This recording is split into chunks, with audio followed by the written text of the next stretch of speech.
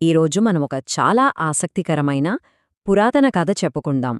ఇది ఎప్పట్నుంచో ఉన్న కథే అయినా ఇందులో ఉన్న నీతి మనందరికీ ఎప్పటికీ పనికొస్తుంది. ఒక గురువు ఆయన అమాయక శిష్యుల ద్వారా జీవితంలోనే ఒక చాలా ముఖ్యమైన నిజాన్ని మనమిప్పుడు తెలుసుకుందాం. ఈ మొత్తం కథకు గుండెలాంటి ప్రశ్న ఇదే కాదంటారా? కొన్నిసార్లు సమస్యకు సమాధానం మన కళ్లమున్నే ఉంటుంది, అయినా సరే మనం దాన్ని గుర్తించలేం. ఎందుకు అలా జరుగుతుంది? ఈ చిన్న కథలో ఆ ప్రశ్నకు ఒక అద్భుతమైన సమాధానం దొరుకుతుంది. సరే, ఇక కథలోకి వెళ్దామా?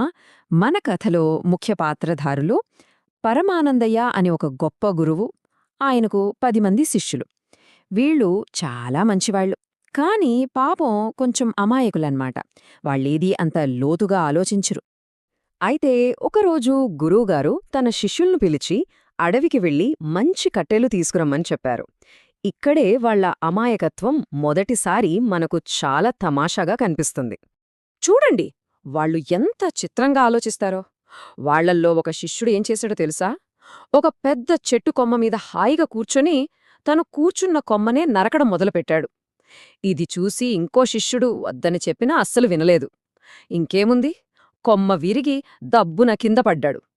ఇది కేవలం ఒక నవ్వు తెప్పించే సంఘటనే కాదు, వాళ్లు పనులు చేసే ముందు అస్సలు ఆలోచించరని చెప్పడానికి ఒక ఉదాహరణ. సరే, కట్టెలన్నీ పోగు చేసుకుని వాళ్లు ఆశ్రమానికి తిరిగొస్తున్నారు.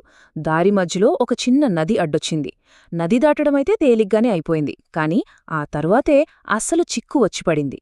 ఒక పెద్ద గందరగోళం మొదలైంది. నది దాటేశాక వాళ్లలో ఒక శిష్యుడికి భలే ఆలోచన వచ్చింది. అందరం జాగ్రత్తగా నది దాటేశామా లేదా అని తెలుసుకోడానికి అందర్నీ లెక్కపెట్టాలి అనుకున్నాడు. ఉద్దేశమైతే చాలా మంచిది కదా. అనుకున్నదే తడవుగా లెక్కపెట్టటం మొదలుపెట్టాడు. 1, 2, 3 అని అందర్నీ లెక్కించాడు. అయితే అసలు విషయమేంటంటే తన్ని తాను లెక్కించుకోవటమే మర్చిపోయాడు. దాంతో ఆ లెక్క 9 దగ్గరే ఆగిపోయింది. అంతే. వెంటనే ఆ శిష్యుడు కంగారు పడిపోయి గట్టిగా అరిచాడు, అయ్యో, మనలో ఒకరు కనిపించట్లేదు అని. ఆ అరుపుకి మిగతా వాళ్లందరికీ గుండె ఆగినంత పనైంది. ఆ కంగారులో ఇంకో శిష్యుడు ముందుకొచ్చి, ఆగు, నేను మళ్ళీ లెక్కిస్తాను అన్నాడు. కాని పాపం అతను కూడా అచ్చం అదే తప్పు చేశాడు. తనను వదిలేసి మిగతా వాళ్లను లెక్కపెట్టాడు. మళ్లీ జవాబు 9 వచ్చింది. ఇక చూడండి, వాళ్ల భయం డబల్ అయిపోయింది. అంటే చూడండి, ఒక చిన్న పొరపాటో అందర్నీ ఎలా భ్రమలో పడేసిందో. మనలో ఒకరు నదిలో కొట్టుకుపోయారని వాళ్లు గట్టిగా నమ్మేశారు. ఇంకేముంది, ఆ నది ఒడ్డున కూర్చుని అందరూ గొల్లుమని ఏడవడం మొదలుపెట్టారు. వాళ్లు అలా ఏడుస్తుండగా ఆ దారిలో వెళ్తున్న ఒక పెద్ద మనిషి వాళ్లని చూశాడు. వాళ్ల దగ్గరకొచ్చి, ఏమైంది నాయనా, ఎందుకలా ఏడుస్తున్నారు అని ప్రేమగా అడిగాడు. శిష్యులు జరిగిందంతా చెప్పి తమ స్నేహితుణ్ణి కోల్పోయామని బాధపడ్డారు. ఆ పెద్దాయనకి విషయం అర్థమైపోయింది. వాళ్ల అమాయకత్వానికి నవ్వుకుని చాలా సులభమైన పరిష్కారం చూపించాడు.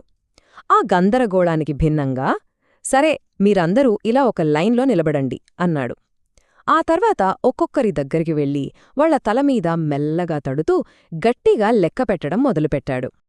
1, 2, 3 అలా ఒక్కొక్కర్ని లెక్కిస్తూ వెళ్ళి చివరికి 10వ శిష్యుడి దగ్గర ఆగి 10 అని గట్టిగా స్పష్టంగా చెప్పాడు. ఆ ఒక్క మాటతో అక్కడి వాతావరణం మొత్తం మారిపోయింది. అప్పుడు వాళ్లకి ఒక్కసారిగా జ్ఞానోదయమైనట్టు అయింది. తాము ఎంత చిన్న తప్పు చేశామో వాళ్లకర్థమైంది. తమలో ఎవ్వరూ తప్పిపోలేదని, 10 మంది క్షేమంగా ఉన్నామని తెలుసుకుని వాళ్ల సంతోషానికి అవధుల్లేవు. తమ కళ్ళు తెరిపించిన ఆ పెద్ద మనిషికి మనస్ఫూర్తిగా కృతజ్ఞతలు చెప్పుకున్నారు.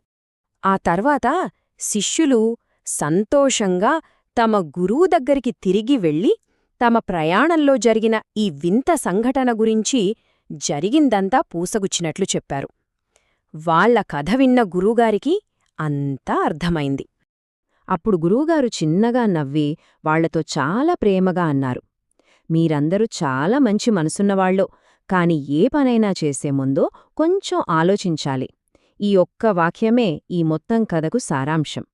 గురువుగారు చెప్పిన ఆ మాటలు వాళ్లమీద చాలా పెద్ద ప్రభావం చూపాయి. ఆ రోజు నుండి వాళ్లు ఏ పని చేసినా దాని గురించి బాగా ఆలోచించి ఆ తర్వాతే చేయడం మొదలుపెట్టారు. ఆ ఒక్క సంఘటన వాళ్ల జీవితాన్నే మార్చేసింది. నిజానికి ఈ కథ కేవలం ఆ 10 మంది శిష్యుల్ది మాత్రమే కాదు. ఇది మనందరి కథ. మన జీవితంలో కూడా చాలాసార్లు సమస్యలకు పరిష్కారం మనలోనే ఉంటుంది. కానీ మనం దాన్ని బయటెక్కడో వెతుకుతూ ఉంటాం. ఆ శిష్యుల్లాగే మనల్ని మనం లెక్కించుకోవడమే మర్చిపోతాం. ఒక్కసారి ఆగి మన లోపలికి మనం చూసుకుంటే, మన సామర్థ్యాన్ని మనం గుర్తిస్తే ఎన్నో సమస్యలకు సమాధానాలు అక్కడే దొరుకుతాయి.